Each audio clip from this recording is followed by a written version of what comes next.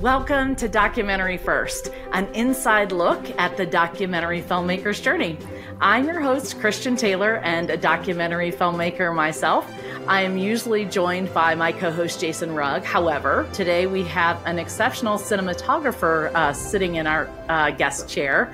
And so I asked our own cinematographer, Chad Gilchrist, who is our DP for Heroes of Carentan, to join us so he can ask the geeky cinematography and filmmaker questions. Welcome, Chad. I'm really glad to have you here. Thank you for making time last minute. Yeah, thanks for having me. I'm really excited to dive in today. Yeah, it's going to be great. All right, just I want to do a sidestep for a second. If you're a frequent listener to our podcast, you'll know we have a tremendous group of people that support us on Patreon. If you're not familiar with Patreon, I just want to tell you, it's an online platform created for creatives, just like me, where people who believe in the work that we're doing show their support by making a one-time or a monthly donation to the artist. This support is integral to helping each artist achieve their work, but it also creates a community for those who support the artist at the same time. We have an incredibly special group of people who've banded together to support what we're doing here at Documentary First, and we're incredibly thankful. So thank you guys. If you're interested in knowing what it's all about, go to patreon.com/documentaryfirst. We see our members as our creative collaborators, not just supporters. So we'd love to have you join the fun. Come join us. All right, now that that's behind us, let's get on with the show. Today, we are delighted to be joined by award-winning cinematographer Laila Kilborn. Welcome, Laila. It's so nice to have you with us. Thank you very much for having me. I'm excited to be here. Yeah, you have such interesting stories. We're going to dive in, but I want to start off by reading your bio, if that's okay. Okay, everybody, tie on your hats. This is going to be a great one, so it's pretty impressive. Director of photography Laila Kilborn has accumulated amazing feature credits, including Best Cinematography Award winner for Swim Team and 8 Sundance documentary premieres, such as Girl State, which is premiering on April 5th on Apple TV, the DuPont Columbia Journalism Award winner, This Is Home, a Refugee Story, Peabody Award winner, How to Dance in Ohio, and Emmy-nominated Word Wars. Her award-winning narrative work includes The Duke and Duchess of Queens, Death of a Fool, Crabs in a Barrel, Park Slope Moms, and June Weddings.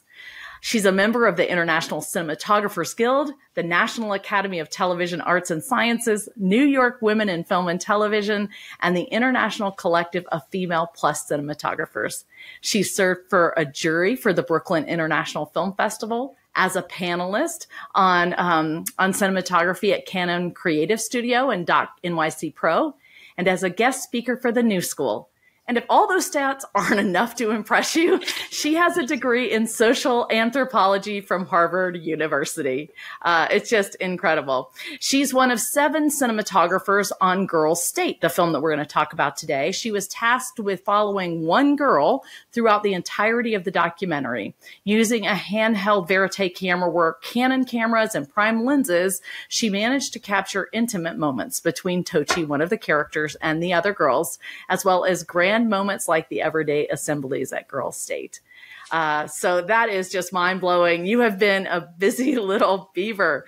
So I want to just dive in and talk about all of this.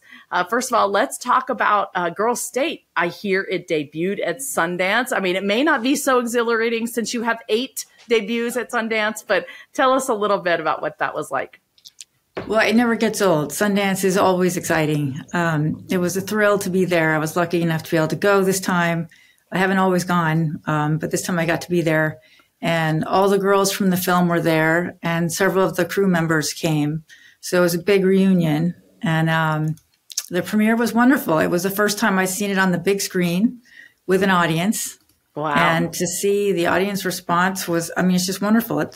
I would say Sundance audiences generally are very warm and receptive and, you know, are there because they want to support the filmmakers. So they're very quick to give standing ovations, but it's still great when you get one. Yes, for sure. And so it was really fun. It was fun to see all the people that I'd worked with that came. Yeah, it's sort of like a big family reunion because a lot of people, if you're not in the filmmaking world, you don't understand that you make a film, you come together for this intense time, and then you kind of break up and go your separate ways. I told Chad after we did Heroes of Carentan, I think I'm super depressed. I feel very sad and lonely, right? And so coming together was probably very special for you. That's exactly the case. I mean, on Girl State, we were in these small groups, each of the 7 cinematographers with one sound person and our girl. So the sound person I work with, who was from Missouri, I hadn't worked with before, and we bonded right away and became, a little unit that just moved through the film. And then I went back to New York, and he went back home in Missouri, and I didn't see him until Sundance.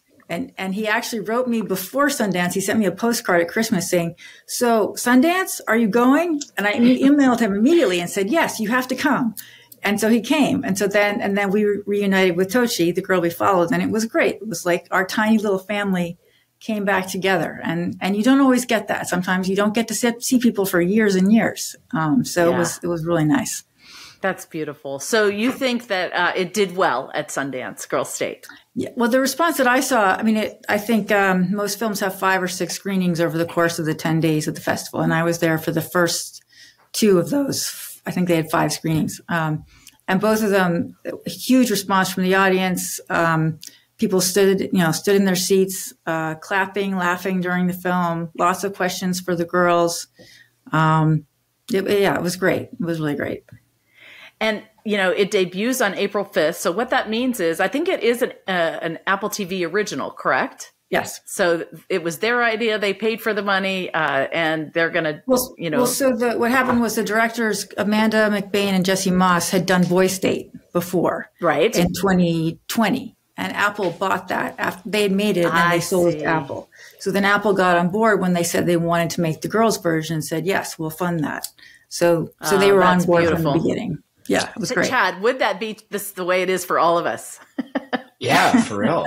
I wish. Yeah, me too. Open check. Yeah. What is that like to kind of work in because you've done a lot of films that have a lower budget, and not to say that out the gate that it was a blank check from Apple necessarily, but I imagine that the level of access you have there, maybe more prep days, longer shoot days, or more days of principal production, et cetera. What was it like to kind of have maybe more of a budget this time? Yeah, it was actually kind of exhilarating because we had these 7 DPs and sound people, and then we actually had a team of people supporting them, which I often do not have on a documentary. We had 2 ACs, we had 2 DITs, we had a number of PAs. We had this like central equipment base camp room that everything sounds was like in. A narrative. Are you kidding me? How is this? I know happening? exactly. I walked in the first day and I thought, did I step on some other film set, because this is unreal. It was fantastic. So we'd go out. My sound man's name was Kevin McKinney, and Kevin and I would go out and shoot, come back, hand over the cards. Tell the AC if we needed batteries, or the batteries would be run to us where we were on location. Everyone could text to each other, and they'd bring stuff out on golf carts because we were on this big campus, so we were all spread all over the place. So having that support team was unbelievable, and Amanda and Jesse would be there in that central place, and we'd report back to them, what we'd shot, what had happened, what was up with the girl that we were following, so that they had an idea of the overall picture of the film. And Amanda would write it all up on this big whiteboard, all the events and what was coming up and who was covering what. And it was quite an organization. And it took that many people to do it, because these girls were nonstop for, I think it was 7 or 8 days, all day and all night. And there was a lot to cover, and we're only human. So it takes a team. Wow. Yeah. So if you don't mind, just another follow-up to that. As you're shooting, you're reporting the events, you're kind of almost like a scripty, or I've done a little bit of reality when I was starting, and they were kind of, taking notes of the narrative and to get a sense of the edit. Did you guys have a sense of what the narrative would shape up to be pretty quickly? Was it not until the edit room, or? Yeah, no, I had no idea what the story was going to end up being, because each of the girls, partly because I only saw my girl's story. So, there's all these other girls that are having their experiences, and I don't really know what's going on with them because I never see them. And the DPs, we would talk to each other about, but mostly about maybe if a big event happened, but mostly about the equipment, what was working, what wasn't, what lenses we liked, what techniques we liked, sharing techniques that we had or specialized pieces of equipment that we had. So at the end of the day, the story I would know was the one I'd been filming. So I knew what I was giving to the directors to work with, but I didn't know what the other 6 DPs were giving them. And I didn't know of all that footage, what they were going to end up choosing. There are some things that I thought were clear would be in there, which did end up being in it. And one of them was the dichotomies and inequalities between Girl State and Boy State, because when we filmed Girl State for the first time, both of those camps were happening on the same campus at the same time, which is one of the reasons that the directors picked that particular edition of Girl State in Missouri to do, because there was Boy State right next door. So that meant the girls and the boys were aware of each other and their experiences and what was different about it. And we were capturing that as it was happening, them discussing that, pointing it out, having issues with it, all that. So it seemed like that was likely. But I didn't really know, because it's a lot of footage and a lot of stories, and you don't ever know what directors end up thinking is important ultimately, and what kind of film, because you could make multiple films out of any documentary set of footage. I mean, you could make docuseries, you could make a couple of, sequential films if you wanted to. There's just so many ways to cut a film. So I was thrilled to see what they did do, because I thought they got a lot of important stuff in. And it's hard to do with that many girls, too, that many characters. You talked about working with directors, and I am a director, so I'm kind of coming at this from the director point of view. And I would love to know, from a cinematographer's point of view, and Chad, you can weigh in as well, what it is like to work with directors, and what makes a good DP director relationship, and what makes a challenging DP director relationship. Well, for me, my favorite directors are the ones who know what they want. They have an idea, they have a vision, they have a goal. And in documentary, obviously, things happen that you don't expect. Things go in directions you didn't anticipate, and you pivot with that and then change your plan. But in my experience, the best directors to collaborate with go into it with some kind of overall vision of what kind of film they want to make. And then if they have to pivot, they explain that to you how they're pivoting.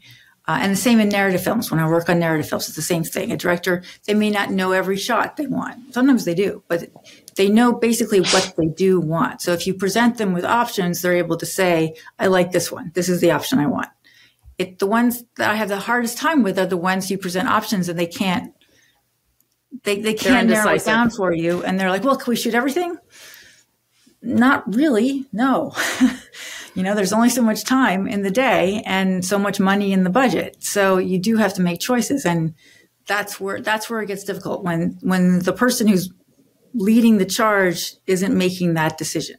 So that's what I love. And the second thing I'll say, and then Chad, see if you agree with me, is the ones who trust me to get it.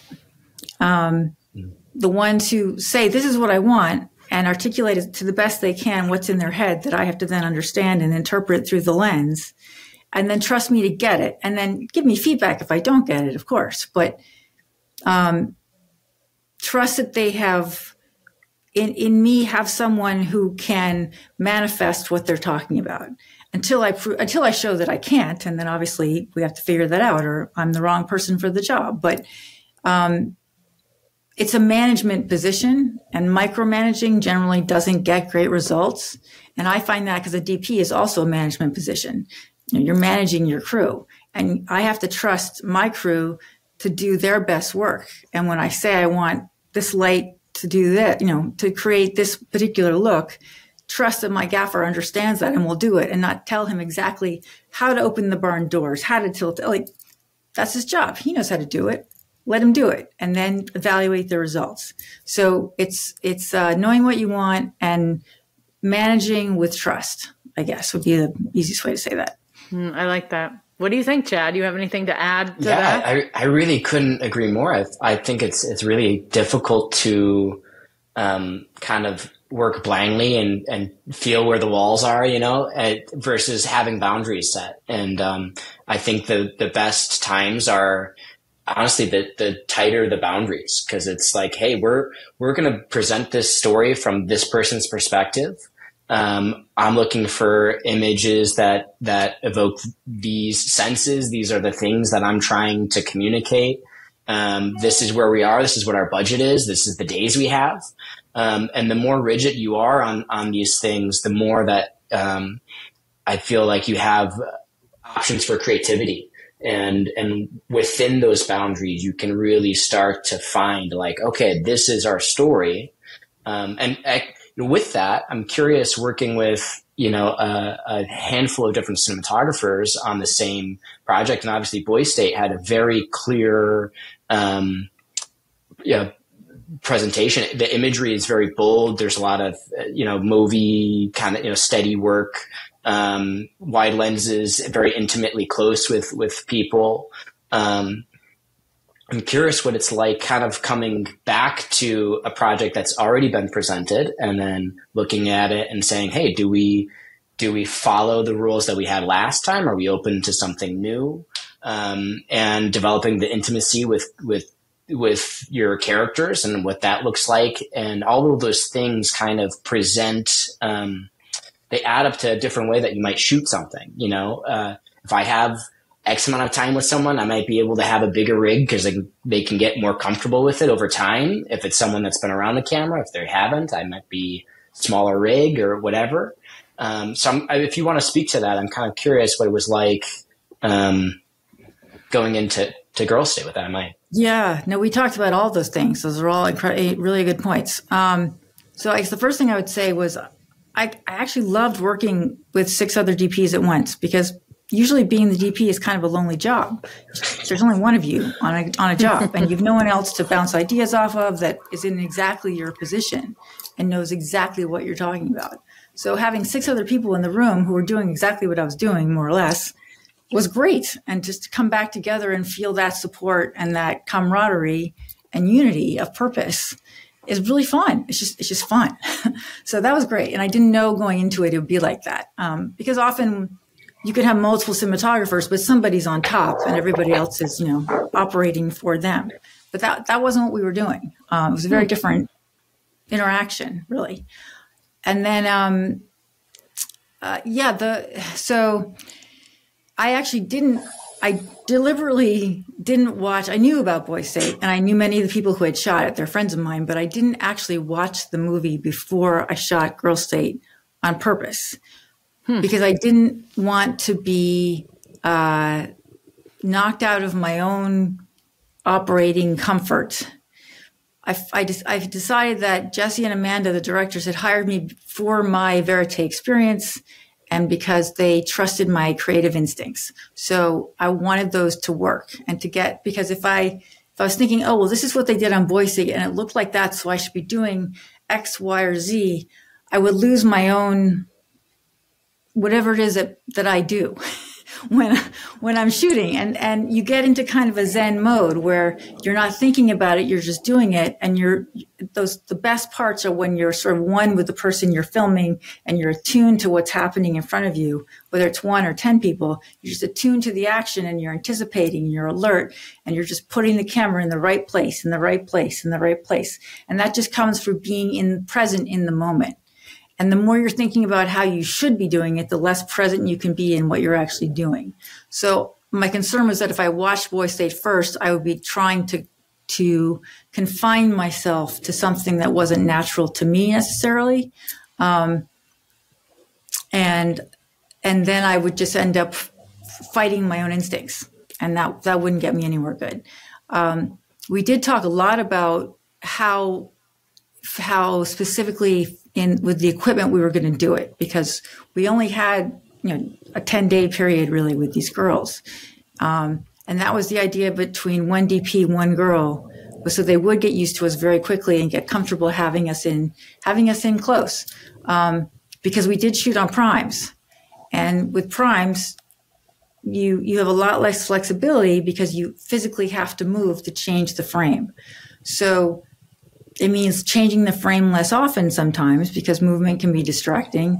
It means maybe you're closer than you would want to be under some circumstances to get the frame you want, to get the intimacy you want. It means you let shots play out longer and let a scene develop within the frame and do shifts in focus rather than in frame size. All these things. And we talked a lot about that and what lenses everybody wanted to use. Some people had Canon C70s on a gimbal. I had the C500 Mark II on my shoulder. That's how I like to do it. And I used the 50 mil the whole time, which I found was sort of the sweet spot in terms of getting intimate shots and wider shots of many people without having to do too much movement, without having to be too distracting, and without having to get also too close, because I don't like to get in people's space too much, because then they're aware of me and not of what they're experiencing. It's kind of a long answer to your question. No, it was a great answer. It's a great answer. I do want to just clarify a term, because we have some people that listen to our podcast that don't know anything about filmmaking. So you talked about prime lenses. Can you explain prime lenses? Absolutely.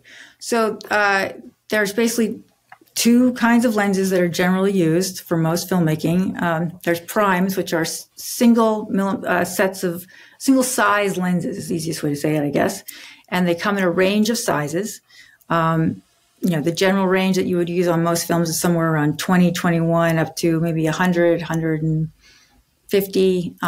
They go much longer and they go much wider for extreme purposes.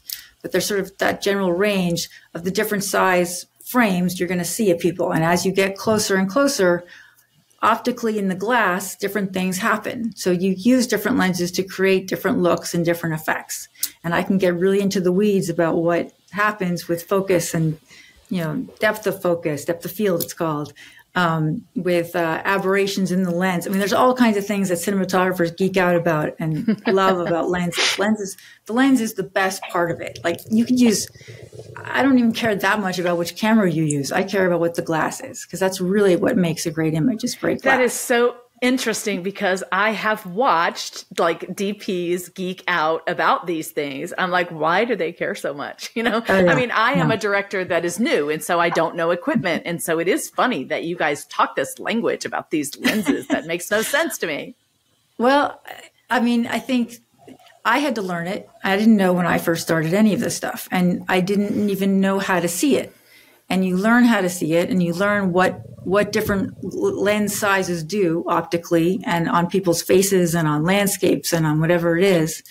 You learn by using them and comparing them. So those are all the primes. A zoom lens covers a whole range, and there are sizes of zoom lenses. There's wide zooms that are the wide end, telephoto zooms that are the long end, it's called. That get in very tight on people's faces from a long distance away, or whatever you want to do. And they are optically much more complicated, because they have lots of layers of glass to create all these different frame sizes that you adjust by turning them. And generally speaking, they don't have as narrow a depth of field. So the focus, the area of the frame that is in focus at any given time, which is what is called depth of field, changes with the size of the lens. And a zoom, because it has so much more glass in it, will always have a wider depth of field, generally speaking, unless there's many factors that go into this, which now I'm getting in the weeds again. But anyway, people often prefer to use primes because, generally speaking, they have a narrower range of focus, depth of field, than zooms. And the reason people like that narrow range is it's what most people would say is more cinematic, which is one of those words people throw around, and it's like, what does it mean? It means you've got areas of the frame that are out of focus, which then directs your attention solely on the things that are in focus. And then the fewer things are in focus, the more your attention is controlled on that point. And from a filmmaker standpoint, that's really important, because you're telling the audience what you want them to look at in any given moment. You're controlling where they're looking in the frame as the frame changes, as the shot changes. So the narrower your depth of field, the more control you have over the audience's attention. And what I was saying earlier about shooting verite documentary with primes, often you're not changing anything except focus, because it's so narrow on a 50 mil prime. I would just be holding a shot and shifting focus from person to person, depending on who's talking. And it's a big enough shift that watching it later, that's where your eye is going. You're going to person A who's talking, and then you're looking over here because this is now out of focus, and nobody likes to look at things that are out of focus. So they go to the thing that's in focus. So it's a really interesting way of telling the story without changing anything else. The famous example of this is, Citizen Kane, which was the first film in the Hollywood era, or the old Hollywood era, that had very wide depth of field. Everything was in focus, and people hadn't seen that before. And that was astonishing because technically you couldn't do that before that. And Orson Welles used that to great effect to create these incredible perspectives, which at the time was a big deal. Now we see it all the time. No one cares. They prefer the narrow thing. They prefer to have areas that you can't see what's happening, and that's considered more beautiful. But they're all tools, and you can use them however you want. I am always of the opinion that there's no hard and fast rule to what is the best, the most beautiful, the right way to do something. It's what works best for the story you're trying to tell in that moment, and gets you where you want the audience to go. Beautiful answer. Chad, anything else to add to that? Any other questions about that particular subject before we move on? No, but I'm happy to kind of circle back to you saying that at some point you had to learn these things, right? That it wasn't something that was it's not necessarily things that are super intuitive. They're things that you learn from nuances from other people. So I'd love to kind of use that as a starting off point to talk a little bit about your background and how you got here, how you learned those things. We know that you have a degree from Harvard. And so that's people, I think Terrence Malick maybe as well, but I don't know a lot of filmmakers that have Harvard origins potentially. So I'm curious. What is your social anthropology origins? So yeah, social anthropology, yeah, absolutely. Which I would imagine go well with documentary. It does. Yeah, that was unanticipated, and it has actually been very helpful. So I didn't get into filmmaking until after I got out of school. I did do some still photography my last year in college, and that I enjoyed, but somehow it wasn't quite enough. And when I was sort of casting about for what I wanted to do with myself, and I thought about the still photography, and I had done a lot of writing as a kid growing up and in school, and I just liked to write. And I put those two things together, and I came up with film editing. And I didn't really know anything about filmmaking at that point, but I sort of had a concept of what you did when you edited a movie together in the sense of telling the story. So I went to this place. I'm from Maine originally, and there's a place in Maine that at the time was called the International Film and Television Workshops. It's now called, I think, Maine Media College. And it was a set of workshops that were a week, 2 weeks, sometimes 3 weeks, taught by working professionals in film who would come in the summer, because, who doesn't want to go to Maine in the summer, and sit around with a bunch of other film people and talk about film. So it was taught by... It was fantastic. We had actual working directors, working Ken Burns, ADs, working cinematographers, working production designers who came and taught these classes from, a hands-on, ground-up experience level. So I went there and took a couple of intro courses to figure out, I thought, my path to becoming an editor, and discovered I didn't want to be an editor. I didn't want to sit in a dark room in front of a screen all day. I wanted to be on set with the camera, making the images. So I ended up moving to New York, and I didn't know anybody. No one in my family ever did this kind of work. So at the time, I actually don't remember how I did this, but I was able to get the list of the union camera assistants in New York, which I guess was a publicly available thing at the time.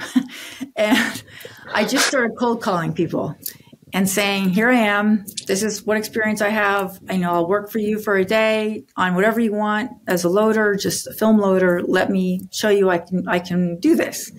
And eventually, and this is where I will say, the Harvard diploma paid off. The first person to give me a job was someone who looked at my resume and had also gone to Harvard and said, why didn't you tell me that's where you went to school? I've got a shoot coming up next weekend. come load for me. So you never know when some of these networking things actually do work, and that got me started. I didn't study any film in college, but it got me that first foot in the door. So I guess it was all worth it.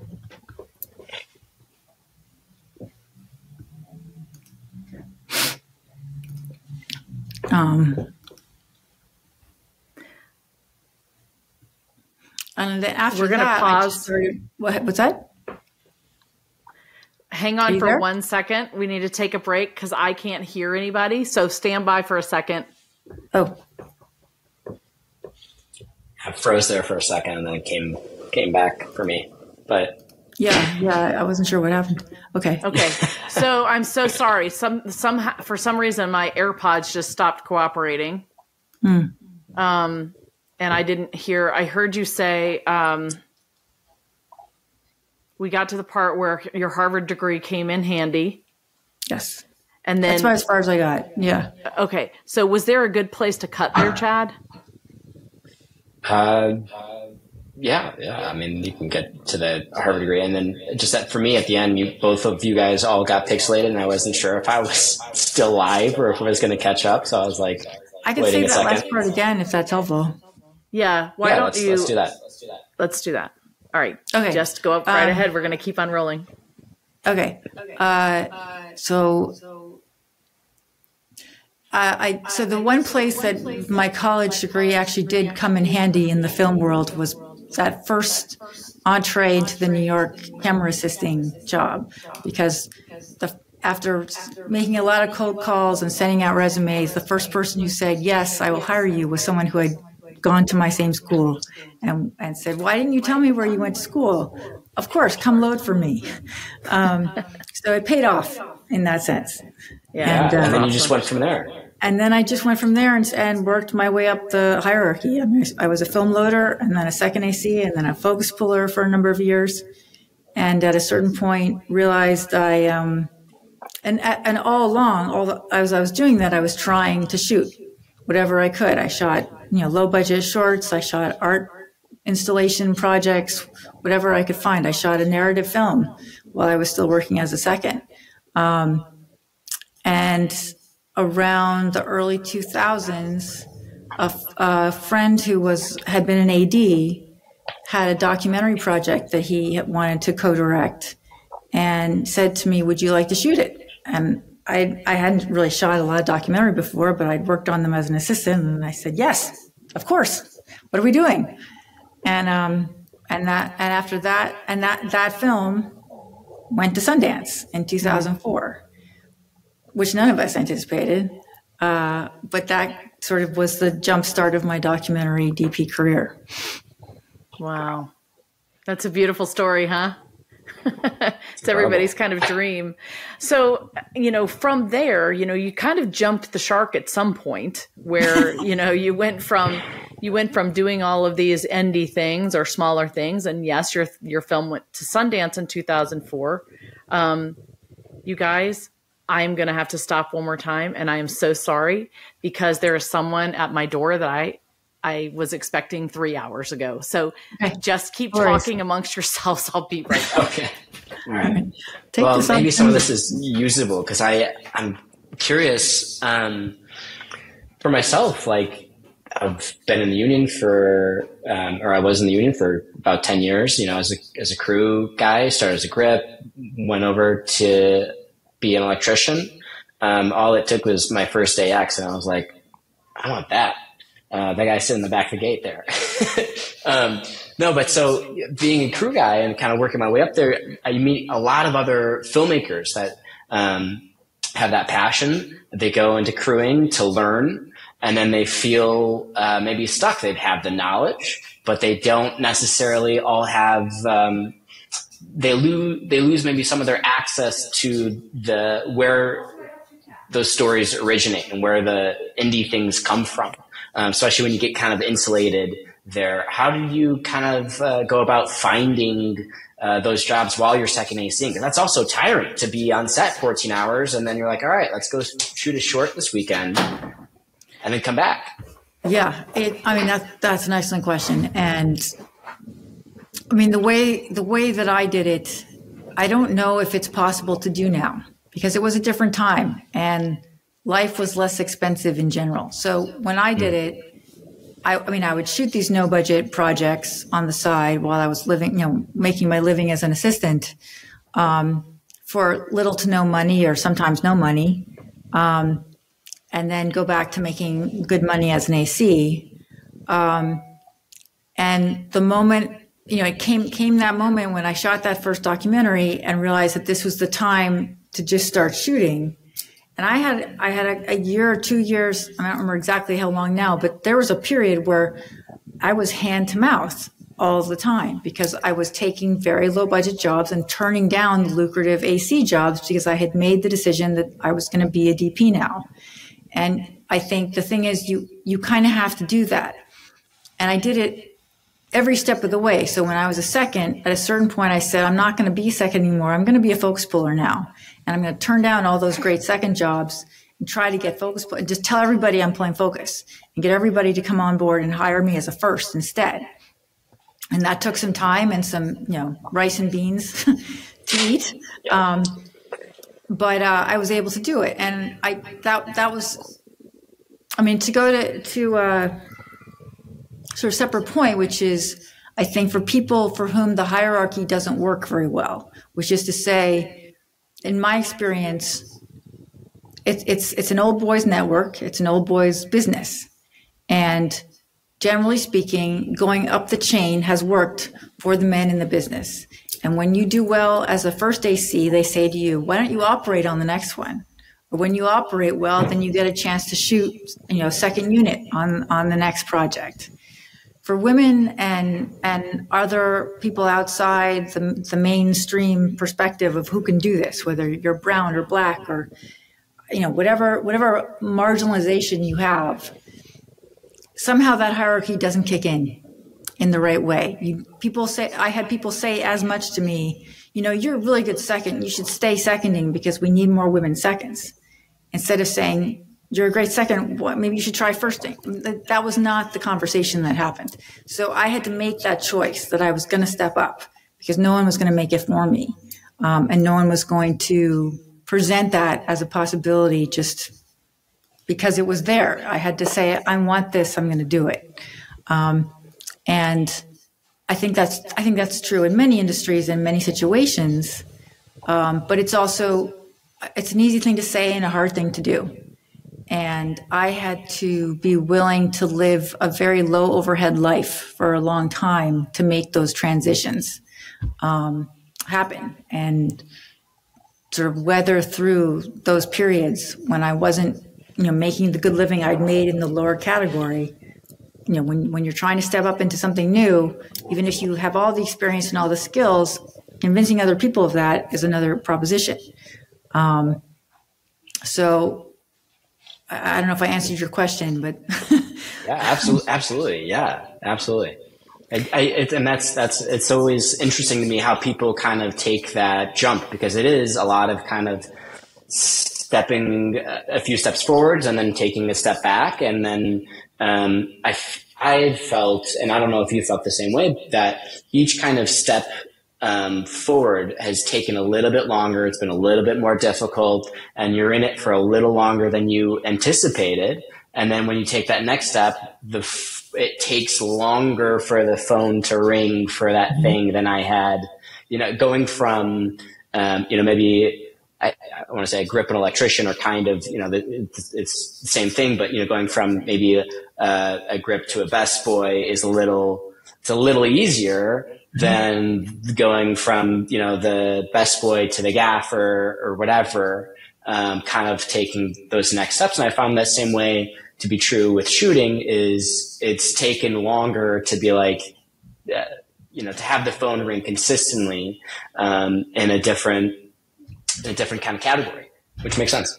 Well, you have to build a new client base, right? You have to get a bunch, because when the crew is big.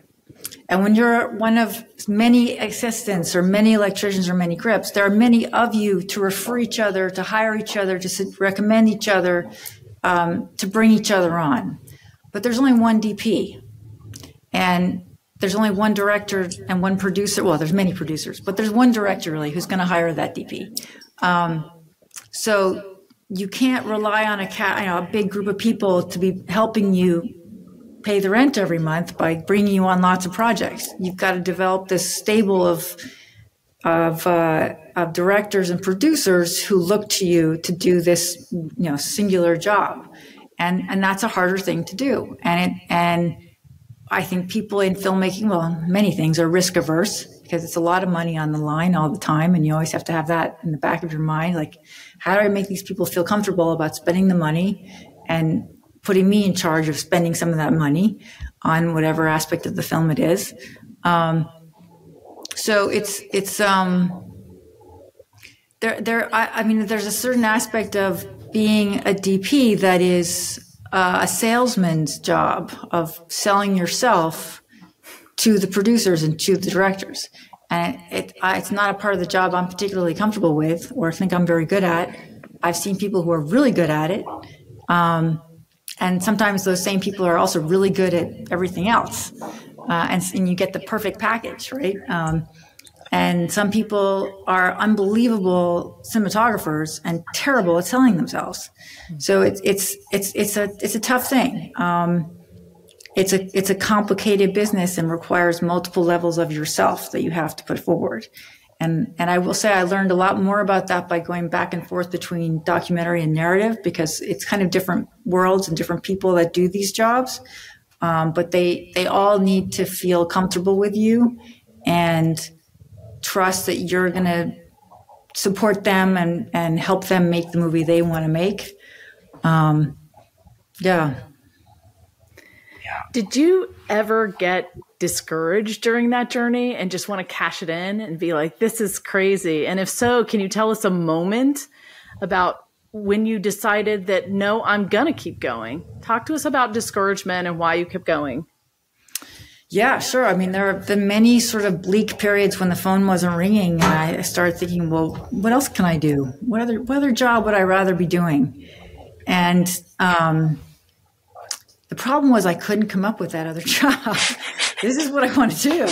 I mean, for all the faults and all the difficulties and all the hardships of making movies, it's just so much fun and it's so satisfying, and I just love the camera work. So I always came back to it and tried to find a way to at least survive until the phone did ring again. I mean, I would make very short-term goals, like you just have to get through the next month and it's going to ring and I'm going to do whatever I can to make it ring.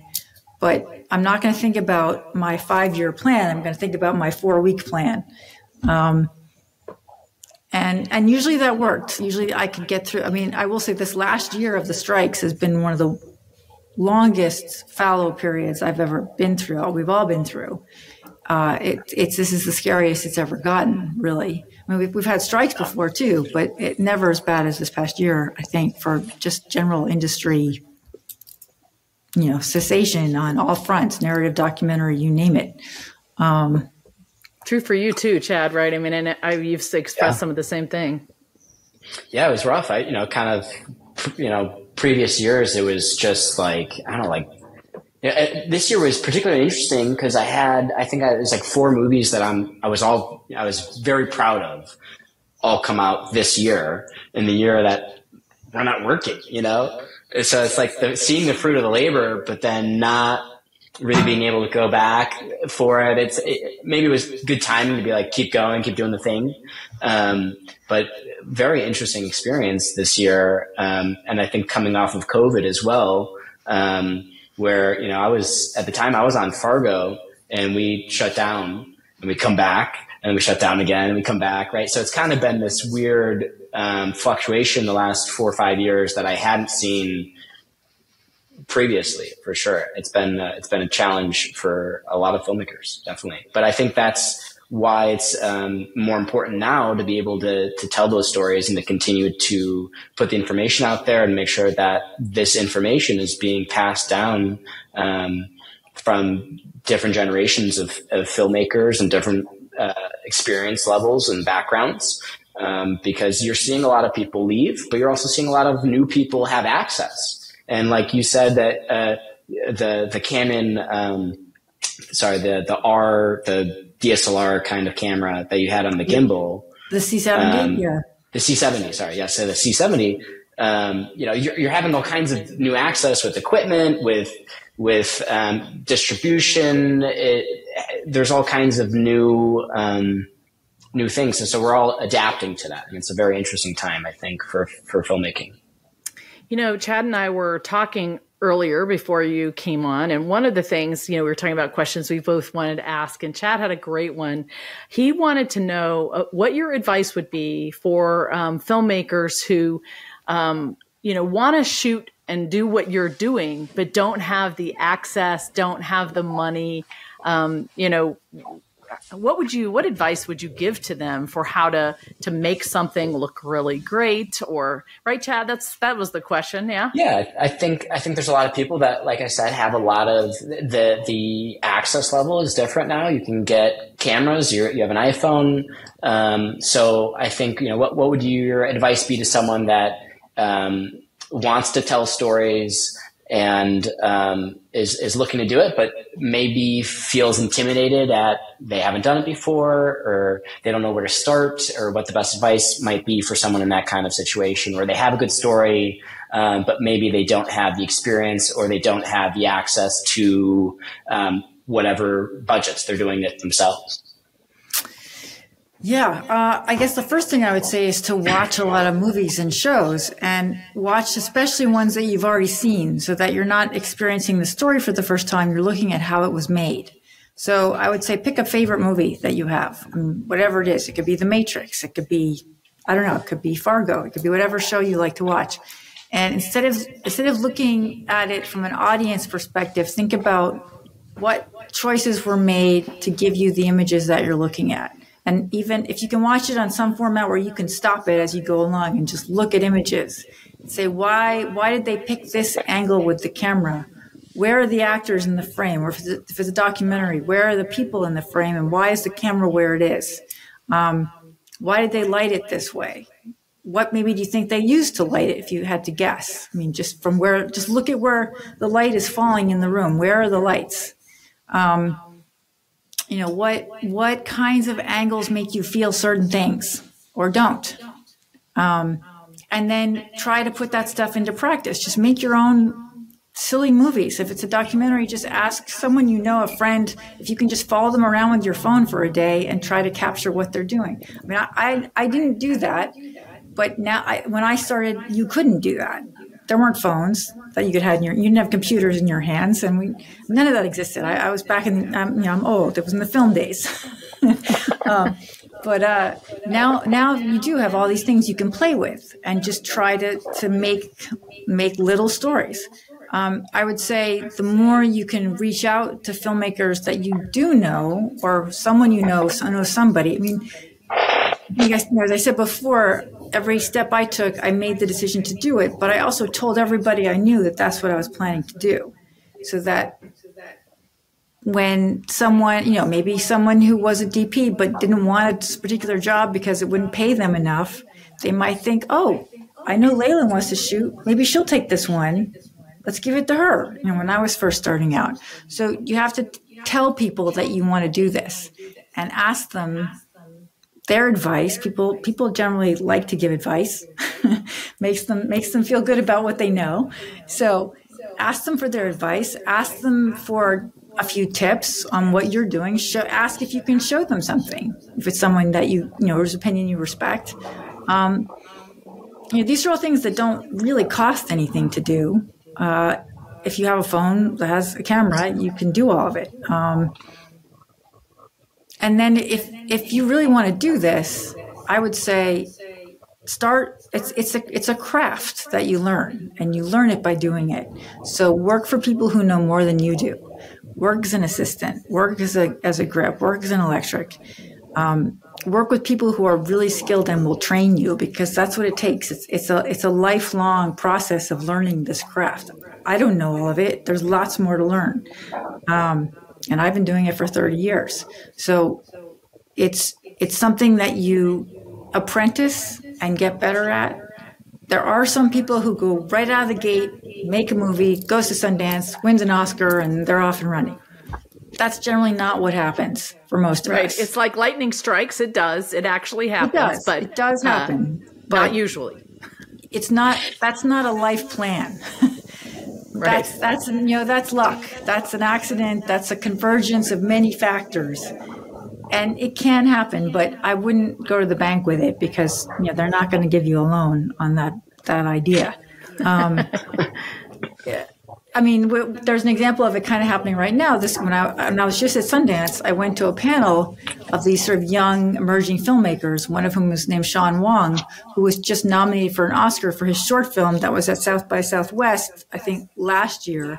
It's short. It's nominated for a short film Oscar, a documentary, and won at Sundance. His film won the dramatic, I think, Grand Jury Award and some other award for his dramatic feature, and he just sold it to Focus Features. So, and he looked to me like he was about 14, but he's probably in his 20s. Anyway, it does happen, and the problem is when it happens, everyone thinks, "Oh, I will do that too." You got to learn it. Most of us have to learn it, and we have to work for other people who know more than we do. That's fundamentally what I would say. If you really want to do this, find someone who knows more than you do and work for them. That's great advice. That's wonderful. Thank you so much for that. Now we're about to wrap up. We have two things before I want to close us out. The first one is I always love to ask people on the podcast if there's something that you want to say that we haven't asked you. What would it be? And that comes from when I was a director, there were always, or I did The Girl Who Wore Freedom, there were always questions I wanted the audience to ask me so I could tell a certain story, that was really particular to the film. So I'm really asking you, whether it's with Girl State or whether it's with your own career, is there anything that you are passionate about that you want to share with us? I guess the one thing I would say right off the bat is just that this is a collaboration, this kind of work. You don't make a movie with one person. You make a movie with lots of people. And you also don't always know where the best idea is going to come from, and it might not be you. A lot of times, it might be the gaffer, it might be the PA, it might be someone who just walked by and had a suggestion, but these are all collaborative people who have ideas, and they're all talented and they're all skilled. And the more you open up your mind to that input and take it in, and if you don't like it, don't use it. But if it's great, use it, and also show your appreciation for that. Say, you know what, that's a great idea, let's do it, and make sure everyone else knows that it was their idea. Because I think you have to share that kind of appreciation so that people feel appreciated and feel included in the creative process. Because everyone's making films because they like to make films. It's too hard. This is a hard job, which I think people who don't do it don't understand. Filmmaking is grueling. It's grueling work. And the people who do it are a little crazy. We're all crazy and passionate about this work. Especially Chad. We work like maniacs, but we do it because we have something we want to say and we want to help say it.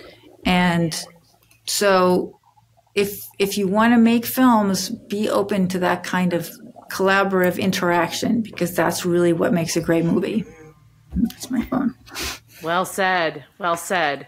I lied about having two things. So there's another one I want to throw in here because I want to do exactly what you just said, which is I want to say Chad gave a great idea when he first came on, and he's the one that threw me the ball that said, ask her to tell the story about the tunnels under New York and the doc she did for Discovery. So Chad, hats off to you because I can't wait to hear this story.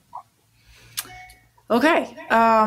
So in 2008, I worked on a docuseries that ended up being on the History Channel. And it was about the sandhogs, who are the miners, the urban miners that dig the water tunnels and the subway tunnels under New York City.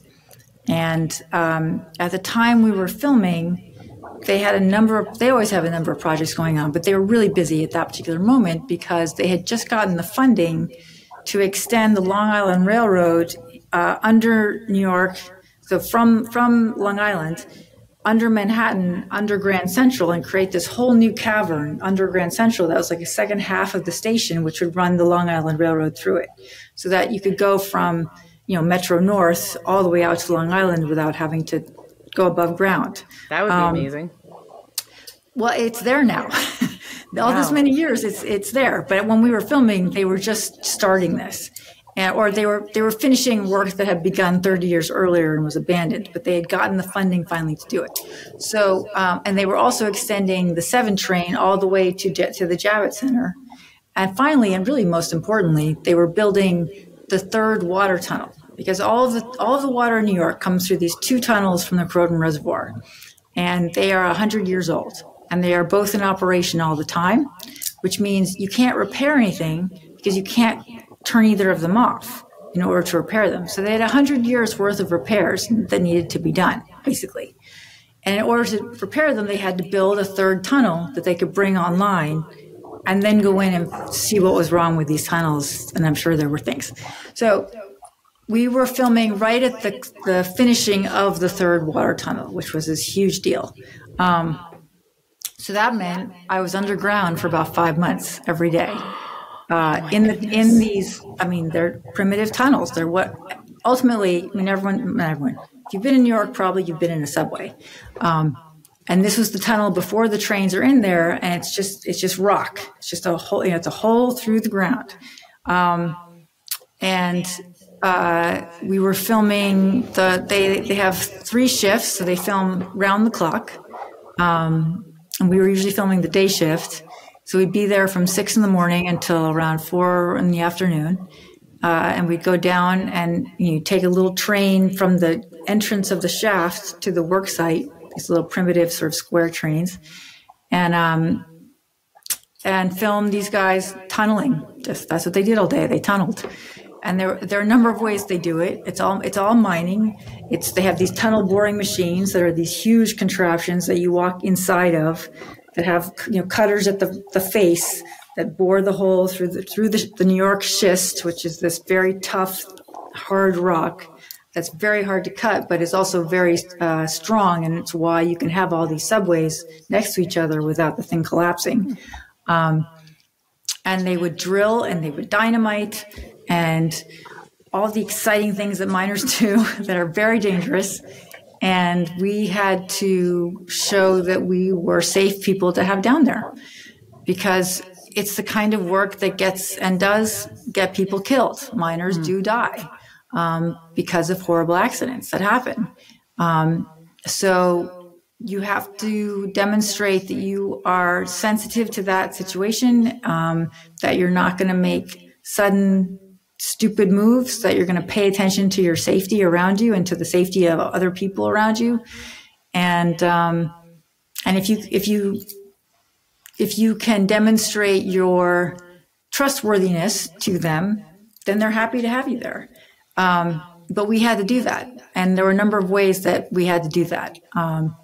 No one had ever filmed with the Sandhogs before. The director, the executive producer of this series, and he spent, I think it was 6 months working as a Sandhog to convince them that he was serious about wanting to make a movie about them, a documentary. And he got their trust by doing the actual work of mining for 6 months, showing up every day, going down in there, digging with them. And finally they said, okay, you're all right. You mean it. You can bring a couple of guys down here. He ended up bringing 2 whole film crews for months, but that's what it took. That's what it took. It was a great job. It was dirty. It was wet. It was, it was loud. There's machinery everywhere, dust. But the guys were all eccentric and interesting and fun and smart and engaging, and everyone was a character. Everyone was worth turning the camera on. The actual process of mining was fascinating. Visually really interesting. It's actually all quite fairly well lit, because they have to see to work. So there are lights everywhere, and they also have air piped in, so you can breathe fine. But it's an environment unlike any other, really. And I I loved it. And I loved witnessing these moments of people working hard at something that has really tangible results that you can see happen, and solving problems constantly that they're constantly encountering, whether it's a broken piece of equipment or a derailment of the train, or whatever it is. There's always something, and it was great. It was really fun. Fascinating. All right. Well, thank you for sharing that story with us. We are now going to move into our special segment, DocuView Deja Vu. And I don't know if they prepared you for this, but we usually ask our filmmakers to bring a documentary to share with our audience. Did you happen to do that? I did. I have several, but I have a favorite. Yes. Well, you can give us two if you want. Okay.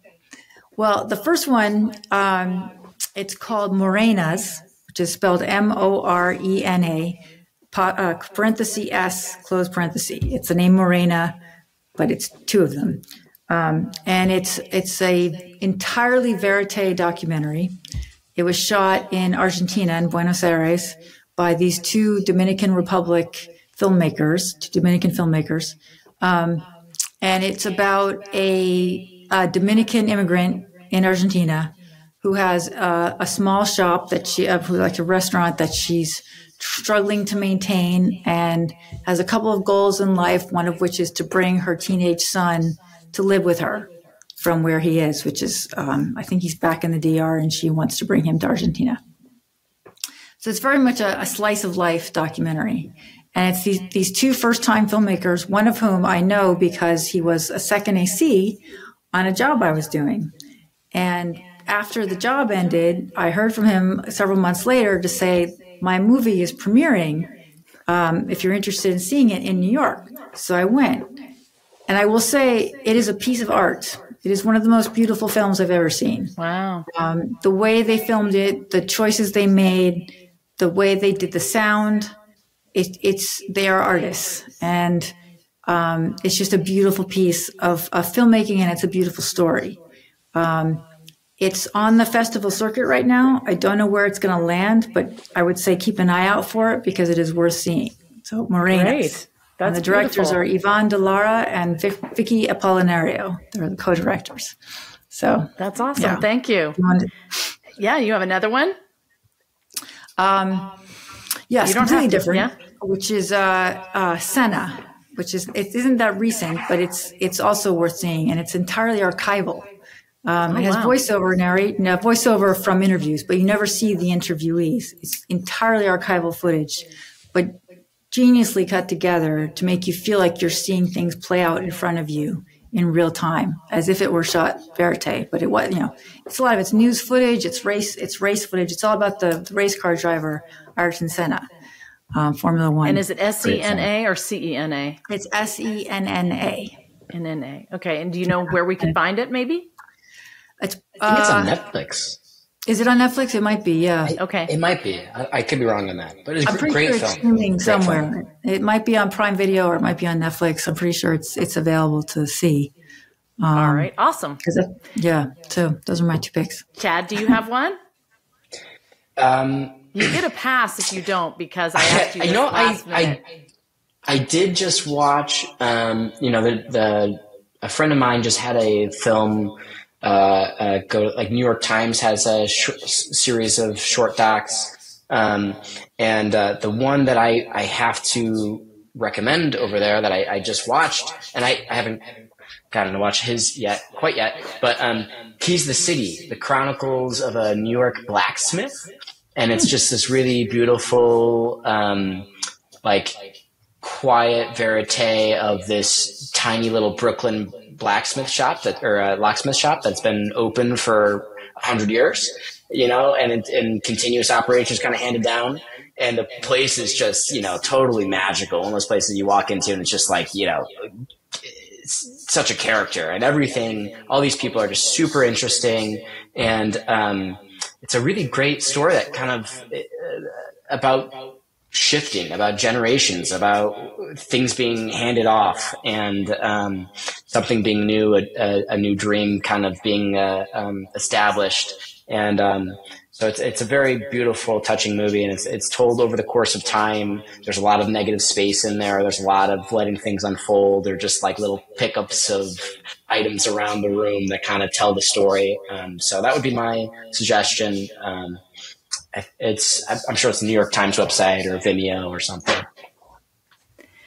All right. Thank you for that. And I want to report on a movie that I saw this week called Sour Grapes. It is on Netflix. I don't know if you guys have seen that, but it is a fascinating story. It's basically a crime documentary, but it's, definitely high crimes and misdemeanors. But I learned a lot about winemaking and wine stealing, and I definitely recommend that. And I watched it sort of in conjunction with Bottle Shock, which is a narrative film on winemaking, which I thought was a beautiful film, super interesting, very creative. It has Chris Pine, so I mean, how could it be bad? But anyway, it was a great film, so I recommend Sour Grapes. All right, that's it, everybody. We just really appreciate you being here. Thank you for listening to Documentary First, where we believe everybody has a story to tell, and you can be the one to tell it. Bye, everybody. Thank you for listening to Documentary First. We really appreciate your partnership with us. We can't do any of this without you. So thank you for listening, donating, and following along on our journey. We are supported by generous donations from people just like you. To make a donation, visit thegirlwhoworefreedom.com or support us on Patreon at patreon.com/documentaryfirst. To learn more about our other works in progress, visit documentaryfirst.com or follow Documentary First on Facebook, Instagram, Twitter, and LinkedIn. This podcast was produced by Documentary First, edited and mixed by Jason Hoban, with music by Jeff Kurtenacker.